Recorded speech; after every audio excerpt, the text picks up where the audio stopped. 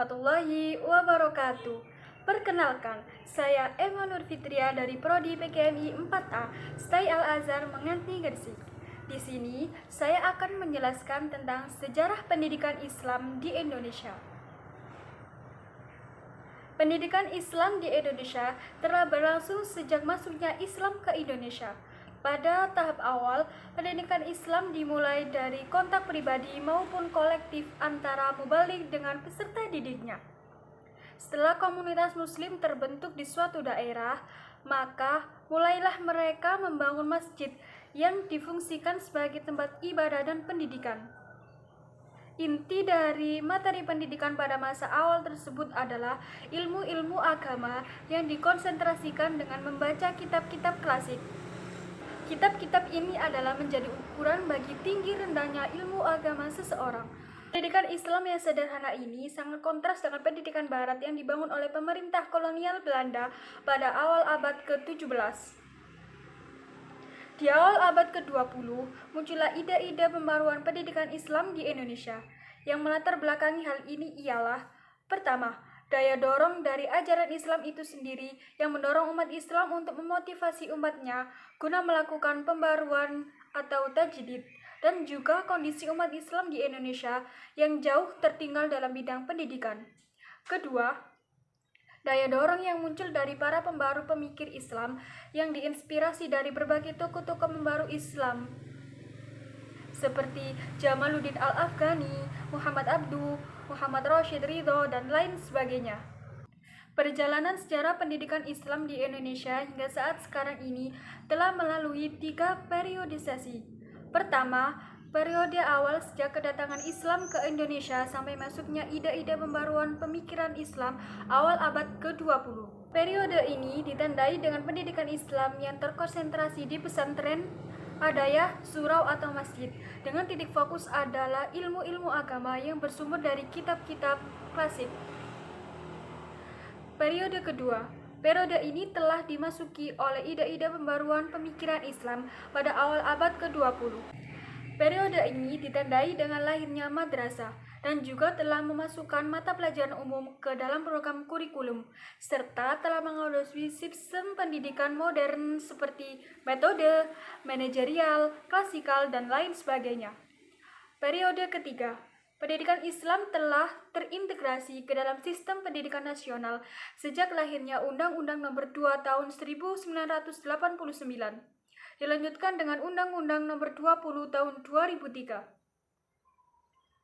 Sejak diberlakukannya Undang-Undang Sistem Pendidikan Nasional UU Nomor 2 Tahun 1989 yang kemudian dilengkapi dengan beberapa peraturan pemerintah dan diperkuat pada Undang-Undang Nomor 20 Tahun 2003. Undang-undang tentang Sistem Pendidikan Nasional yang baru, maka jelaslah bahwa pendidikan di Indonesia telah diatur oleh satu peraturan yang telah disepakati.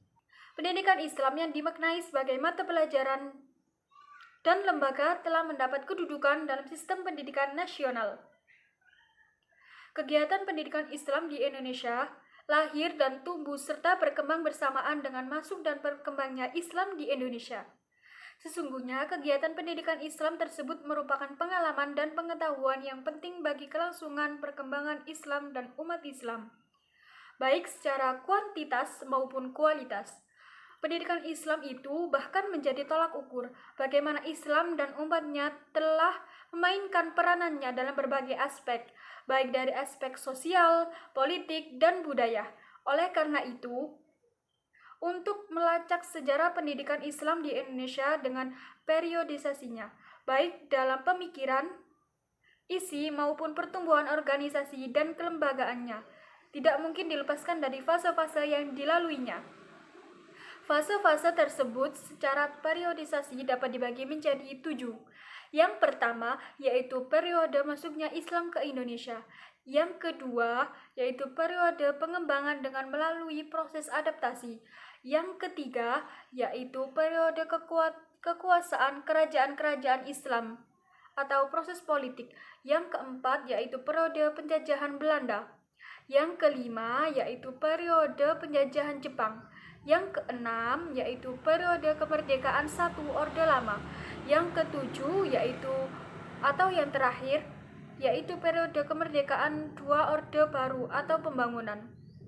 Muslih Usa dalam bukunya Pendidikan Islam di Indonesia Antara Cita dan Fakta, suatu pengantar, menjelaskan secara garis besar membagi sejarah Islam ke dalam 3 periode, yaitu periode klasik, pertengahan, dan juga modern. Selanjutnya, pembahasan tentang lintasan atau periode sejarah pendidikan Islam mengikuti tahapan perkembangan sebagai berikut. Pendidikan Islam sebelum penjajahan Eropa. Pada awal berkembangnya agama Islam di Indonesia, pendidikan Islam dilaksanakan secara informal.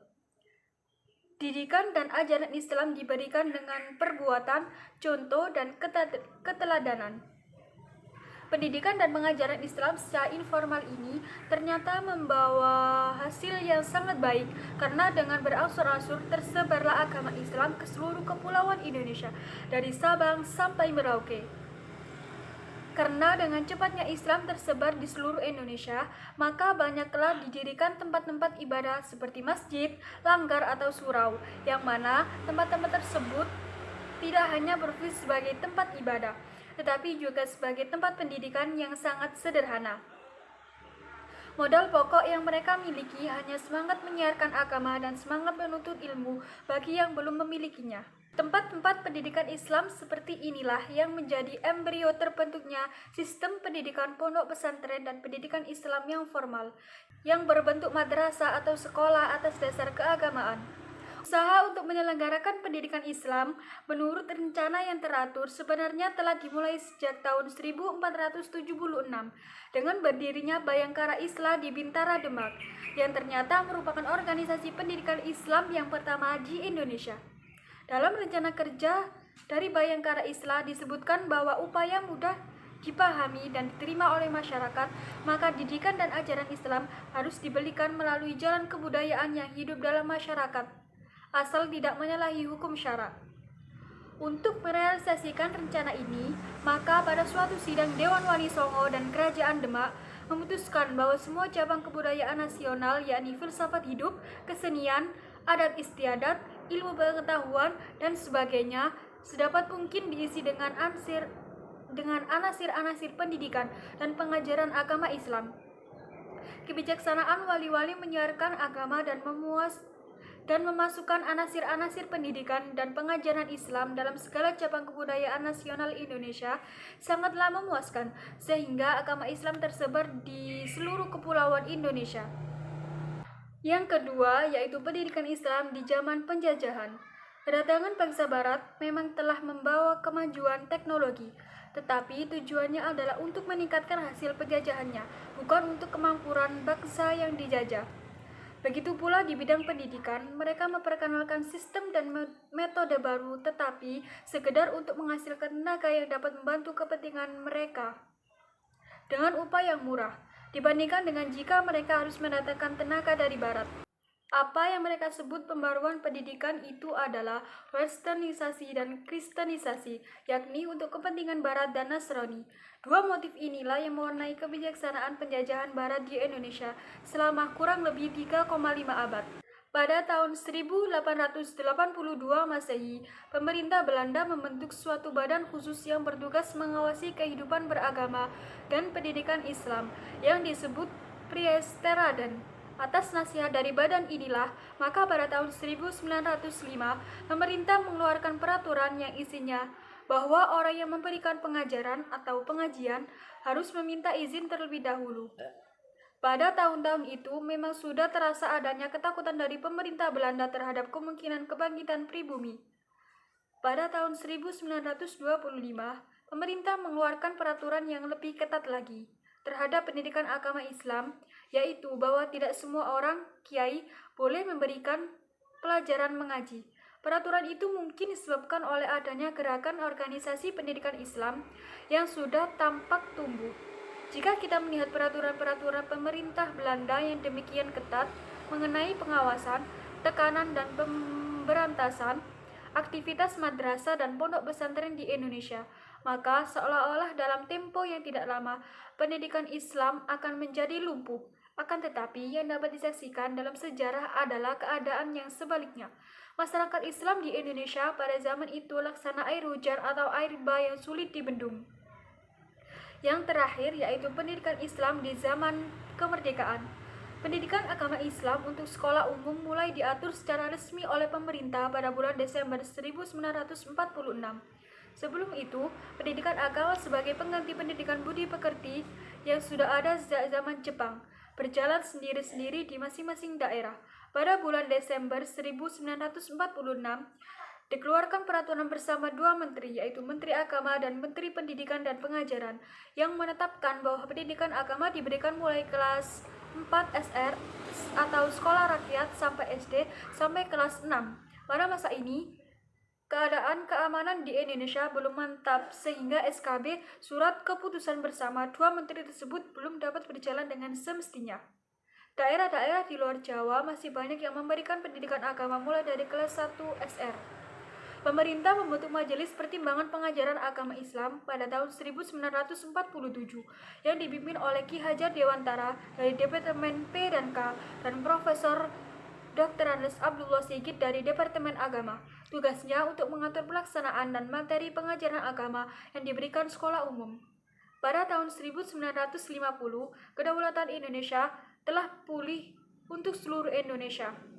Maka rencana pendidikan agama untuk seluruh wilayah Indonesia makin disempurnakan dengan dibentuknya panitia bersama yang dipimpin oleh Profesor Muhammad Yunus dari Departemen Agama dan Mr. Hadi dari Departemen P dan K.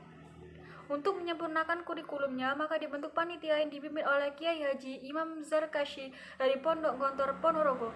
Kurikulum tersebut disahkan oleh Menteri Agama pada tahun 1952. Berdasarkan tekad dan semangat tersebut, maka kehidupan beragama dan pendidikan agama khususnya makin memperoleh tempat yang kokoh dalam struktur organisasi pemerintahan dan dalam masyarakat pada umumnya. Dalam sidang-sidang MPR yang menyusun GBHN pada tahun 1973 sampai 1978 dan 1983 yang menegaskan bahwa pendidikan agama menjadi mata pelajaran wajib di sekolah-sekolah negeri dalam semua tingkat atau jenjang pendidikan. Sekian penjelasan dari saya. Kurang lebihnya saya mohon maaf yang sebesar-besarnya. Wassalamualaikum warahmatullahi wabarakatuh.